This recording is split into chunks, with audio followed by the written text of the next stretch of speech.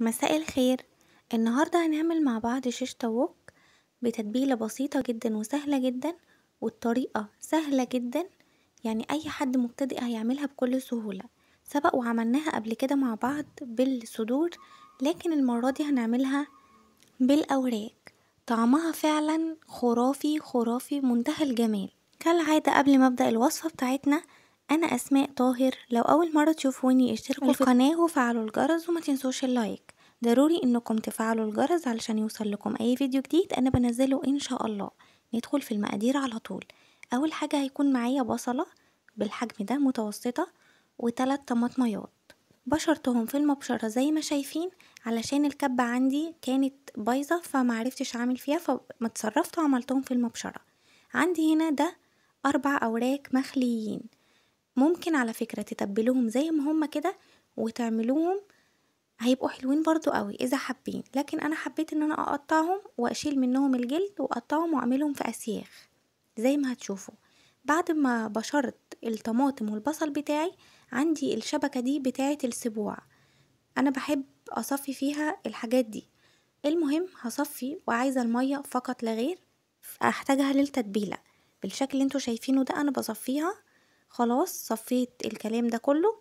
هحط لهم معلقة صغيرة من الملح، نص معلقة صغيرة من الفلفل الأسود،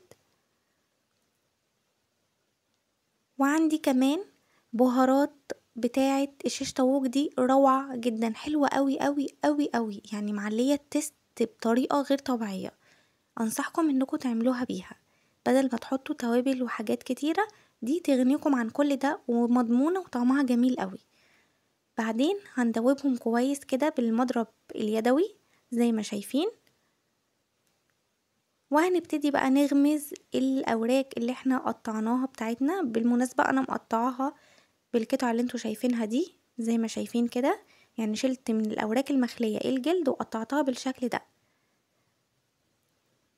هنزلها في التتبيلة بتاعتنا كلها، ونزلت كمان بمعلقة صغيرة من الثوم المفروم وعصير ليمونة واحدة فقط.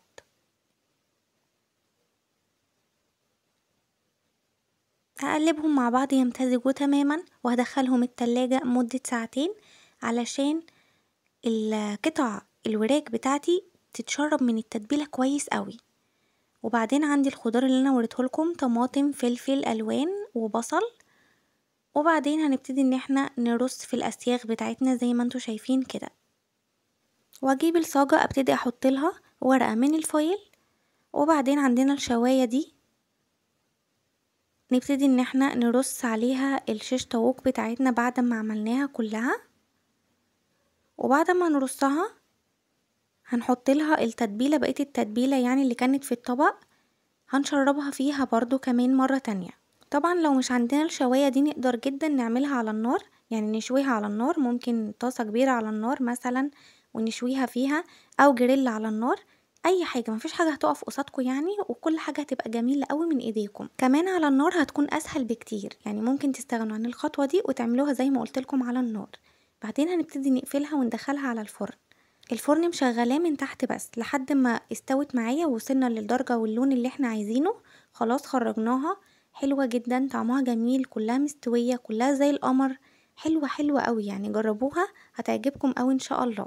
وممكن جدا زي ما قلت لكم الوراك بعد ما نخليها نعملها على طول، نتبلها بنفس التتبيلة ونعملها على طول من غير ما نحطها في اسياخ ولا اي حاجة، قطعة كده كاملة الورك كامل، برضو هتبقى حلوة ولذيذة جدا زي ما تحبوا. وبكده نكون وصلنا لنهاية الفيديو، ولو عجبك ما تنسيش لايك وشير وسبسكرايب، وباي باي، اشوفكم الفيديو الجاي على خير ان شاء الله.